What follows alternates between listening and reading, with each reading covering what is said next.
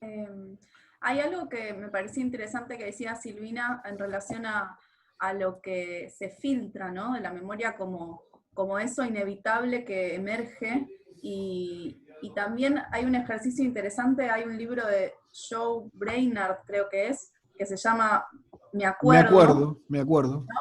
que es un libro en donde empieza a evocar cosas y es una evocación constante. Me acuerdo de esto, me acuerdo del otro, y se genera ahí una cosa muy linda que es como casi un manantial de memoria, ¿no? Como que va saliendo y saliendo y aflorando un montón de cosas Sí, y me parece algo como muy... mm, eh, me sale fértil sí, como para explorar, ¿no? Como ese sí. territorio de seguir evocando y evocando y un recuerdo trae al otro y eso me parece que está bueno. ¿Sabes qué? Ese libro es del 67, si no me equivoco. Hay una versión de Pérec, Sí, que es de los También. 70. Y otra de Ahora, Margot Glass. sí, yo también me ah, acuerdo, claro. acaba de salir un libro de Martín Coan, que se llama Me acuerdo, Exacto. y hay un Ah, libro muy raro de Esteban Faune de Colombi, que se llama No me Ah, esa no acuerdo. la tenía. No me acuerdo. Yo Ese. tengo un libro que justo también me acordaba, pero había leído hace bastante, que es de Nabokov, que se llama Habla Memoria, Mm. y lo que está bueno es que es todo biográfico, él tiene unas descripciones muy, muy detalladas. Yo me enteré después que él tenía algo que se llama sinestesia, que es Claro. cuando se te confunden los sentidos, o por ahí lees y eso te evoca olores o colores directamente, y está asociado a, creo que se llama hipermnesia, algo así, que es como recordar todo, todo como tener mucha, mucha memoria. Y él cuenta que la mamá lo llevaba a, no sé, a ver paisajes, y le decía, ella sabía de la condición que él tenía, y le decía, acordate, acordate, de esto te vas a acordar. Y es impresionante el nivel de detalle que tiene el libro ese, la biografía de él o sus La- memorias.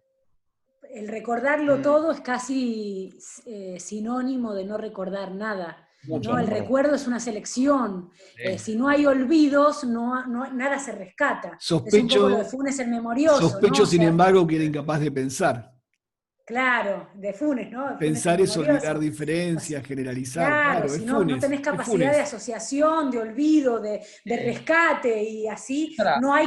O sea, si recordar todo es no recordar nada, Es finalmente. una trampa con lo colectivo también que hablábamos antes, como que, o sea, cómo se decide qué se recuerda, qué no se recuerda, qué queda en la memoria, qué no.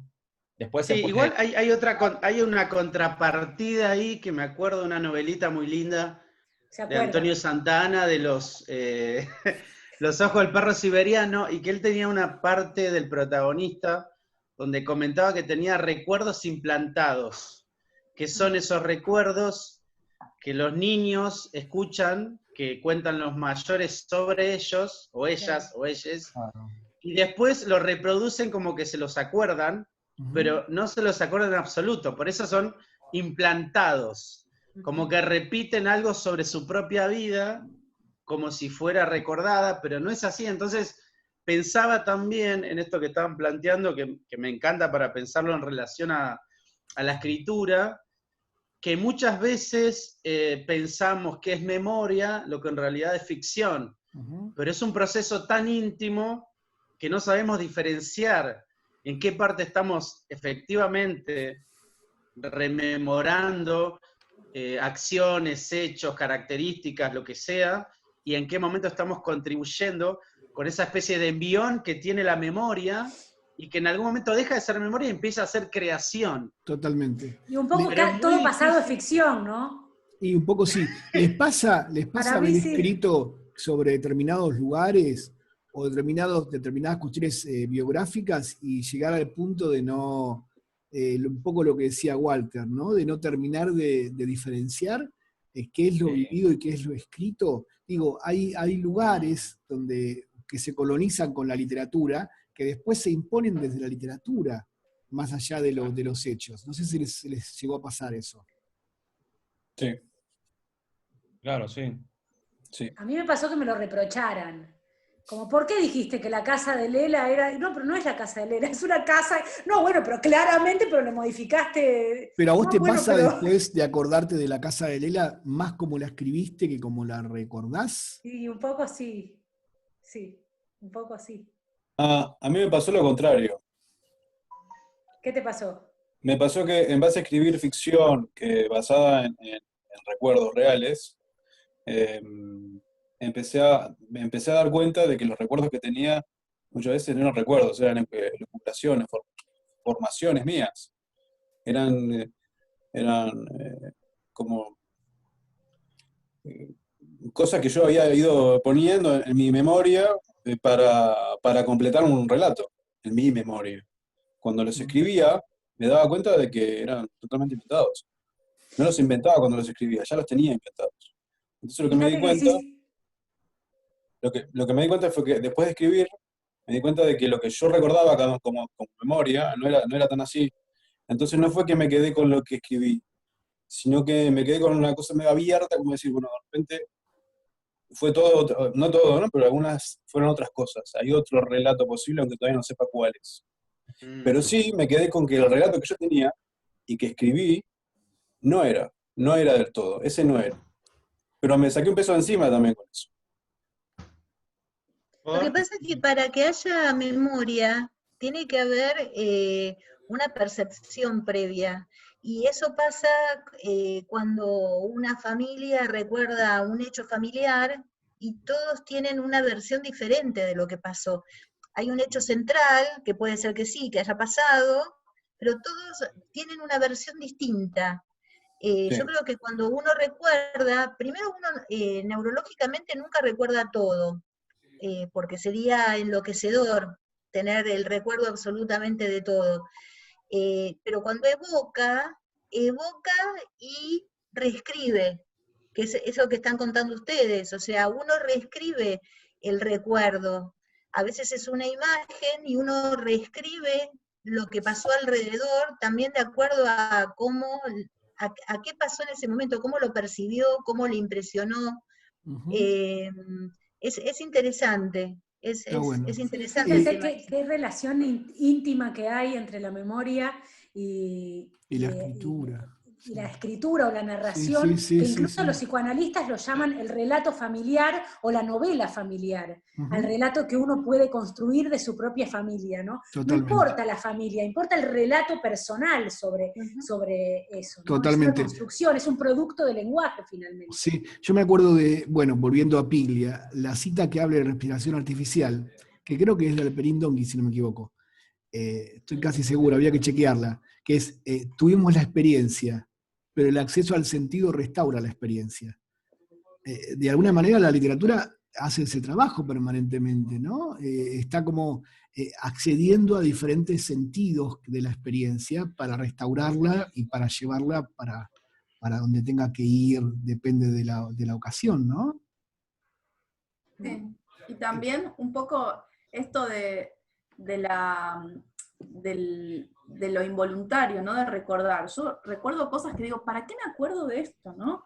Y es completamente innecesario. Me acuerdo de letras de canciones de los años 90 que son una cagada, y digo, como un spam mental. Claro, necesito papelera de reciclaje, por favor. Exacto, sí, es como un spam, pero al mismo tiempo ese material en algún momento quizás se recicla y me sirve para... Pero más allá de que te sirva, ¿no te genera algún tipo de emoción? Para cartonear un poco, bueno. ¿no? Que es lo que uno sí, pero digo, Lu, más allá de la utilidad de ese material que tenés en esa especie de, en esos spams que tenés, digamos, ¿no?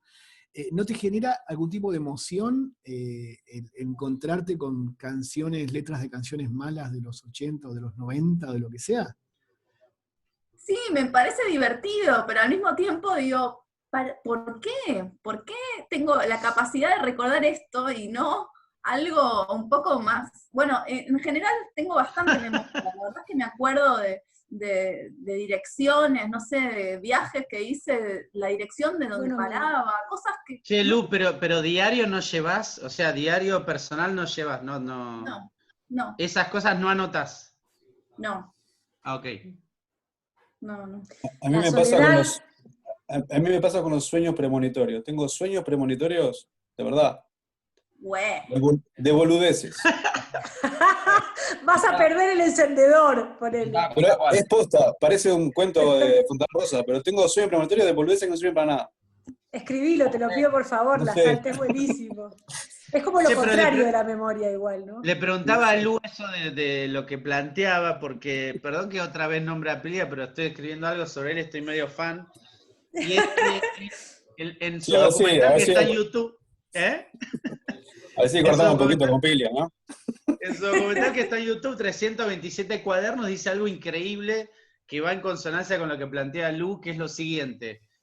En mi diario tengo cosas que no me acuerdo haber vivido y tengo cosas en mi memoria impregnadísimas que no están en el diario.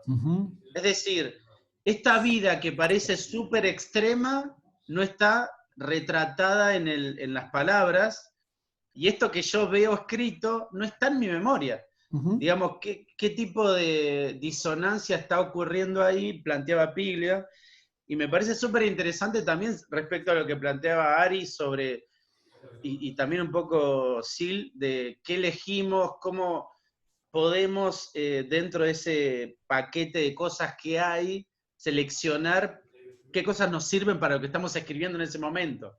Eso también me parece como una especie de papelera de reciclaje donde uno va todo el tiempo, ¿viste?